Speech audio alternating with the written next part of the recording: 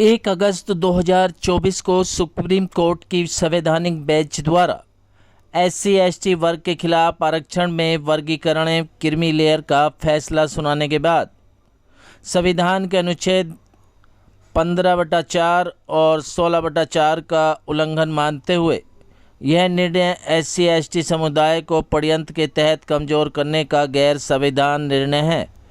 यह आरक्षण बाबा साहेब डॉक्टर भीमराव अंबेडकर द्वारा जातीय भेदभाव को देखते हुए समानता लाने व गैर बराबरी को समाप्त करने के लिए संविधान के अनुच्छेद 15/4 और 16/4 में सुनिश्चित किया था, जो कि देश की 78 साल की आज़ादी के बाद भी ऊंच नीच छुआछूत जैसी समस्या बड़े पैमाने पर समाज में आज भी फैली हुई है। इसी बात को मद्देनज़र रखते हुए भारत बंद का ऐलान किया गया और SC/ST वर्ग द्वारा देश भर में आरक्षण के खिलाफ जगह जगह प्रदर्शन किए गए। शिकड़ी में उत्तर पूर्वी दिल्ली के गोकलपुरी विधानसभा क्षेत्र के गोल चक्कर पुल के नीचे भारी संख्या में SC/ST वर्ग द्वारा विरोध प्रदर्शन किया गया।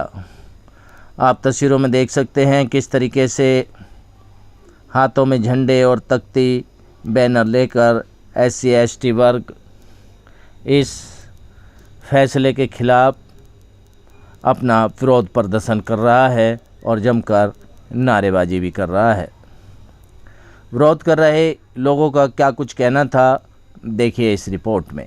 आज का आंदोलन बहुजन समाज पार्टी की राष्ट्रीय अध्यक्ष बहन कुमारी मायावती जी के दिशा निर्देशन पे पूरे देश भर में जो सुप्रीम कोर्ट का ये जो फैसला है इसके खिलाफ हो रहा है कि ये जो है इसको केंद्र की सरकार इसको 9वीं सूची में डाले, अधिसूचित करे, बिल लाए और इसको निरस्त करे।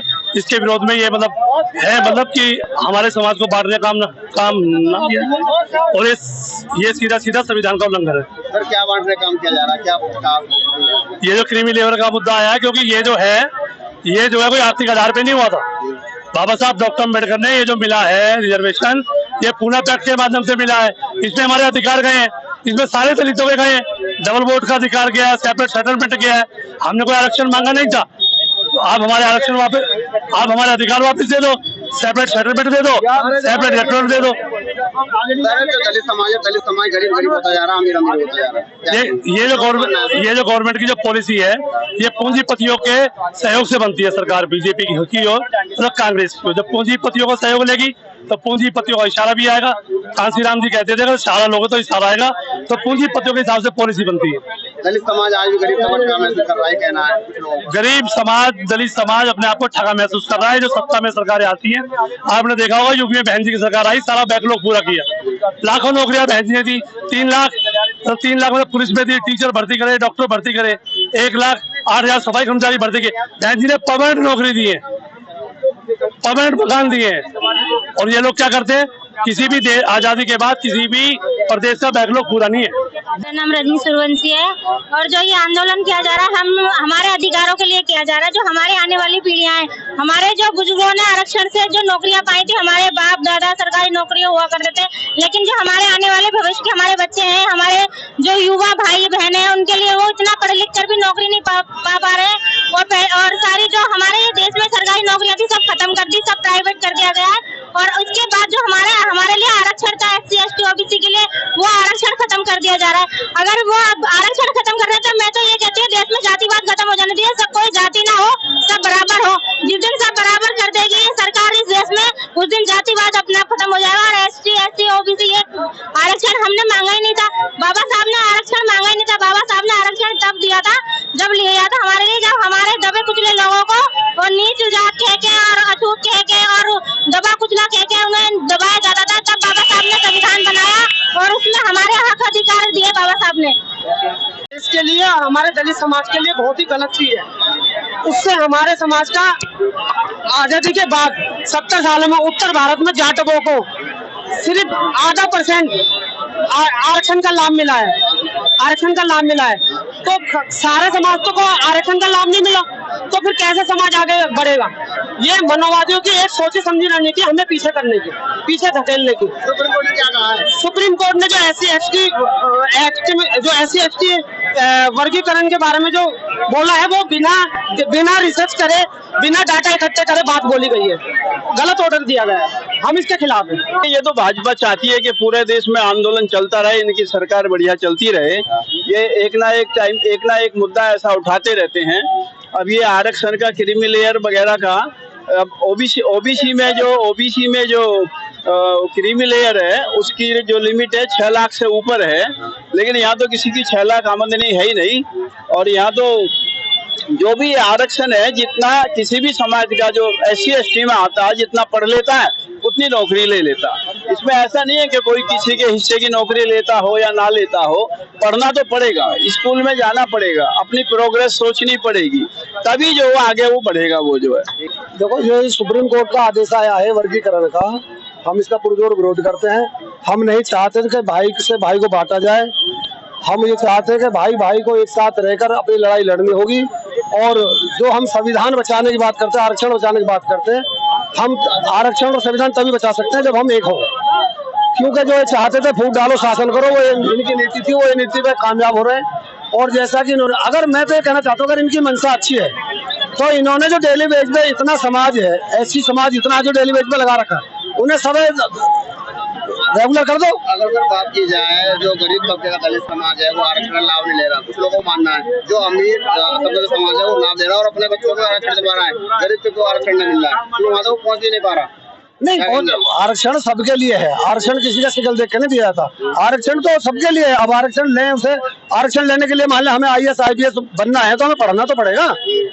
अब हम पढ़ तो रहे नहीं है, हम सोचें कि हम IAS IPS आरक्षण ले लें तो कहाँ से ले लेंगे? तो उसके लिए हमें पढ़ना पड़ेगा। सबसे पहले हमारा तो सभी समाज को ये संदेश है कि एक रोटी कम खा लें, अपने बच्चों को पढ़ाएं लिखाएं, कामयाब करें और कंपटीशन लड़ाएं।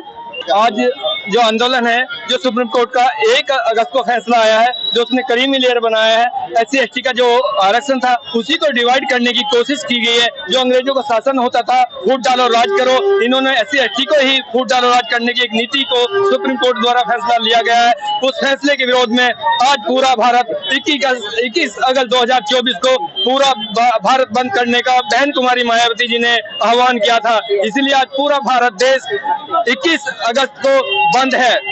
अगर डॉक्टर साहब बात की जाए, बाबा साहब ने कहा था कि जो पढ़े लिखे लोग धोखा देते हैं और गरीब तबके को समझ नहीं पा रहे, क्या कहेंगे इसको लेकर? नहीं, जो पढ़े लिखे लोग धोखा देते हैं वो बात कहना गलत है। कुछ लोग होते हैं जो धोखा देते हैं, लेकिन बाबा साहब ने सभी को समता मूलक समाज बनाने के लिए, सभी को एक बराबर का हिस्सेदारी देने के लिए जो रिजर्वेशन दिया गया था वो इसलिए दिया गया था कि सभी बराबर हो सके। और आप समता मूलक समाज की बात करते हैं, क्या आप गरीब तबके समाज को लेके SC ST को लेके चलता है? जो अमीर समाज है तो दलितों में जो देखो, अमीर तो अमीर होता जा रहा है, गरीब गरीब होता जा रहा है। बाबा साहब ने जो संविधान दिया था और सभी को रिजर्वेशन का अधिकार इसलिए दिया गया था जो नीचे लोग हैं वो भी उनके बराबर आ सके। क्या उनको मिल रहा है?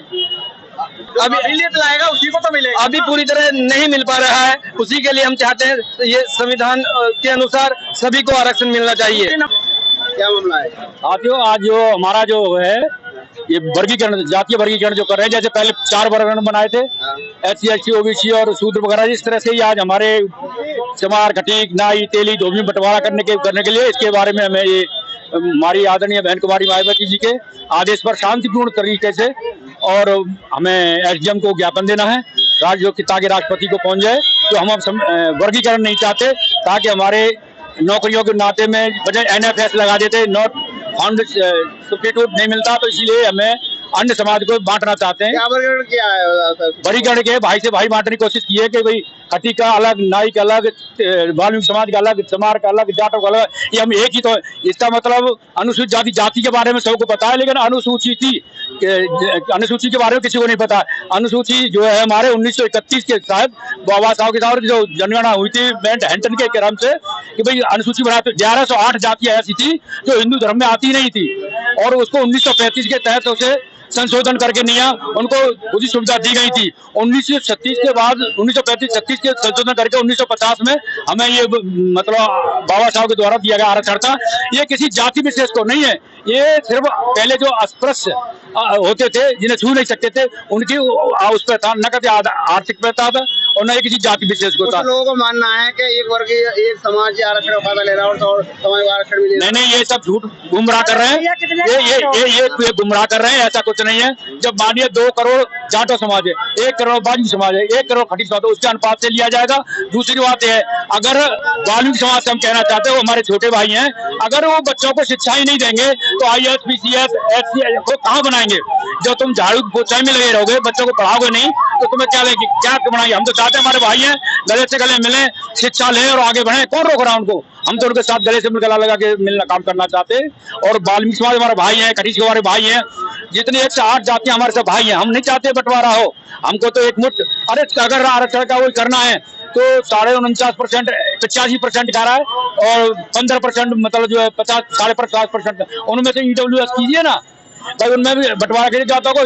ठाकुरों में कितनी जाते हैं, ब्राह्मणों में कितनी जाती हैं, कोई कुछ है, पाराशोध, दीक्षित, इनमें बांटो ना कौन कितना है। और ये तो बहन जी ने पहले EWS के तहत 10% आरक्षण अपर कास्ट के लिए उन्होंने ही किया था, इसका तो विरोध करती नहीं है बहन जी हमारी। ठीक है। और मैं ये कहना चाहता हूँ, जैसे अन्य जो पार्टियां हैं जो झूठे आंसू डाल रही हैं, बीजेपी, कांग्रेस और आम आदमी पार्टी, जब कोर्ट में इनके सब जनरल अटॉर्नी गए थे तो जनरल अटॉर्नी उन्होंने मतलब उनका पक्ष नहीं रखा, उनका समर्थन किया। तब झूठे आंसू जब बहन जी ने पहली बार आगे बांट दी, उसके बाद ये सब घर से बाहर निकले। इनकी हिम्मत नहीं थी जो बाहर कर दें। ये बहन जी का दिल है जो निकल के रोड पे बोला। आम आदमी पार्टी का चेन्नई जो है वहाँ जनरल पाउडर नहीं गया, बीजेपी गया, समाजवादी का सब बल गया, इन्होंने कोई समर्थन नहीं किया और उनको सरेंडर कर दिया कोर्ट के सामने, 5 जगहों की स्पीड के सामने कहा हम तुम्हारे साथ सही कह रहे हो। तो लेकिन ये पहले कहना चाहिए, अब रोने से क्या है जब हो रहा है। ये लेटर एंट्री का भी बहन जी के टूट पे ये सारा कुछ हुआ है, नहीं वरना सारा पास हो गया था। जो वही 45 आदमी जो लिए जा रहे थे लेटर एंट्री से, सचिव वगैरह, अब उसको रोक दिया गया है। उन्होंने देखा है कि SC ST OBC में बड़ा क्रोध है तो कुछ भी हो सकता है। 2 अप्रैल 18 का तो हो सकता है, तो उन्होंने जानबूझ के ये रोक लिया है, लेकिन अभी क्लियर नहीं हुआ। ये अभी रोका ही है, इसमें आगे कर सकते हैं, तो इसलिए संघर्ष जारी रहेगा। जय भीम, नमो बुद्धाय। वैद्य बाबूराम वर्मा, 15 सालों का इलाज का भरोसा। हमारे यहाँ आयुर्वेदिक औषधियों के द्वारा सभी बीमारियों का सुविधाजनक इलाज किया जाता है, जैसे खांसी, सांस, दमा, बुखार, टाइफाइड, मलेरिया, पीलिया, बवासीर, शुगर, हेपेटाइटिस, खूनी बवासीर, पिरमे, सर्पदोष, लघु शंका आदि का इलाज आयुर्वेदिक पद्धति द्वारा किया जाता है।